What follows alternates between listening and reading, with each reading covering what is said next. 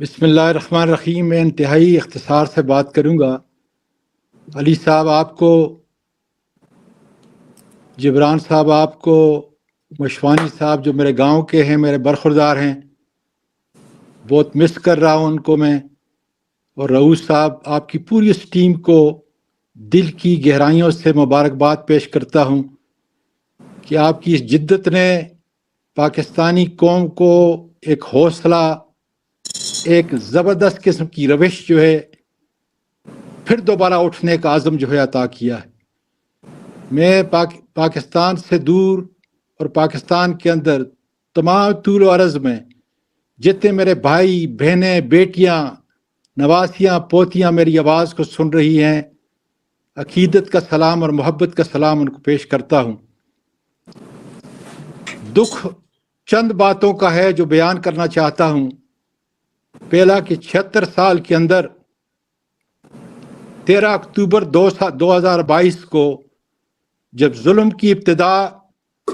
میرے خاندان اور میرے گھر سے شروع ہوئی تو میں اپنے آپ کو آج بھی یہ سوچ کر کہ یا پروردگار اس عمران خان کا کس طرح میں حق ادا کروں گا کہ 13 اکتوبر 2022 سے لے کر جب تک وہ جیل نہیں گیا اس وقت تک کبھی کوئی جلسہ، کوئی تقریر، کوئی پروگرام ہوتا تھا تو میرا اور میری بیوی بچوں پہ جو ظلم ہوا اس کی رودات جو ہے وہ بیان کی ہے اس نے۔ تو میں یہ دعا کر رہا ہوں کہ پروردگار مجھے ہمت دے، مزید ہمت دے۔ اور مجھے پھر دکھ ہو رہا ہے کہ جب اس نے یہ کہا کہ اعظم تم نے انڈر گراؤنڈ رہنا ہے جب تک میں تمہیں نہیں کہوں، جس کی پاداشت میں آج 7 مہینے سے میں اپنے ریڑھے سے علاوہ جنگلوں میں اس عمر کے اندر، اس سردی کے اندر بچوں سے، خاندان سے، اپنے پرائے سے بہت دور اپنے ملک کے لیے اور اپنے خان کے لیے خدا کے فضل سے کھڑا ہوں۔ دوسرا دکھ یہ ہو رہا ہے کہ میری اور میرے خاندان کی تمام تکالیف کو ایک طرف میں رکھتا ہوں، اور جب میں اپنی ان بچیوں کو جو اس وقت جیلوں کے اندر، جیلوں کی سلاخوں کے پیچھے ہیں،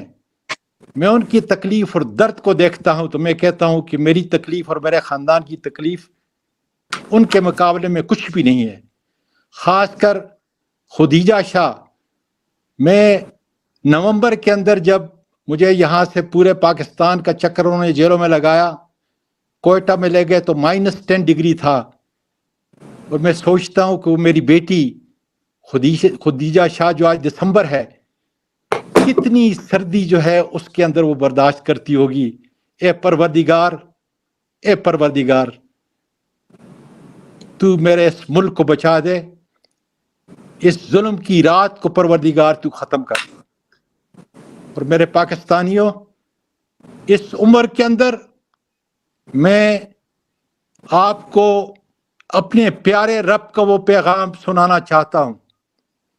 کہ ان اللہ لا یغیر ما بقوم حتی یغیروا ما بانفسہم، کہ اگر تم نے اپنی حالت کو تبدیل کرنا ہے تو پھر تم نے اس کے لیے اٹھنا ہوگا، آزادی کی اس جد و جہد کو اپنے سینے سے لگانا ہوگا۔ اور مجھے یقین ہے کہ عمران خان کی دی ہوئی قیادت، عمران خان دیا ہوا عزم،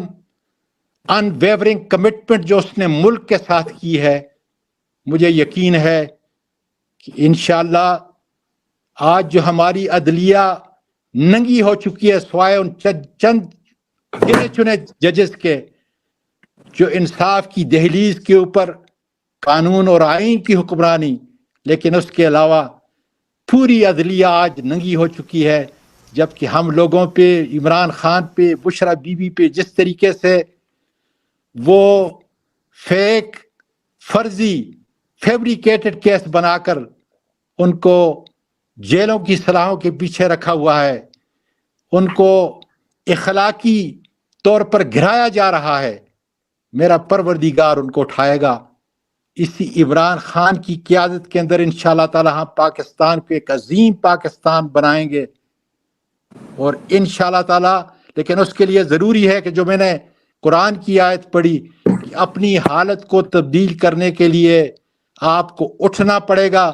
اور وہ دن قریب آ رہا ہے کہ 8 فروری کو آپ نے ان تمام ظلم کا بدلہ ووٹ کی پرچی سے خدا کے فضل سے حاصل کرنا ہوگا. اور پھر اپنے لیڈر کو پرائم منسٹر خدا کے فضل سے بنانا ہوگا. اپنی ان بیٹیوں کو، اپنی ان بہنوں کو ہم نے جیلوں سے نکالنا ہوگا. اور میں چھاونیوں میں میری بیٹیاں، میری بہنیں جو اس تمام عرصہ کے اندر میری قوت کا میری جو انر اسٹرینگتھ ہے اس کا حصہ بنی ہیں، ان کو بھی میں سلام پیش کرتا ہوں. ان فوجی بہنوں کی، بیٹیوں کی، ان کو سلام پیش کرتا ہوں جن کی وجہ سے، جن کی دعاؤں کی وجہ سے آج بھی عمران خان کے ساتھ، پاکستان کے ساتھ اور اس کے عزم کے ساتھ شیشہ اپلائی دیوار کی طرح خدا کے فضل سے اپنے دوسرے بھائیوں اور بیٹیوں کی طرح کھڑا ہوں. خدا کے فضل سے پاکستان پائندہ باد. بہت شکریہ، بہت شکریہ اعظم صاحب، آپ کا بہت شکریہ اعظم سواتی صاحب، تھینک یو. اور معذرت کہ آپ کو بہت انتظار کرنا پڑا. جی فرانس، پیرس، فرانس. ظلم کا بدلہ ووٹ سے، ظلم کا بدلہ ووٹ سے، آئی PTI کون تیرا جانسا، کون تیرا جانسا، ظلم کا بدلہ ووٹ سے، ظلم کا بدلہ ووٹ سے، ظلم کا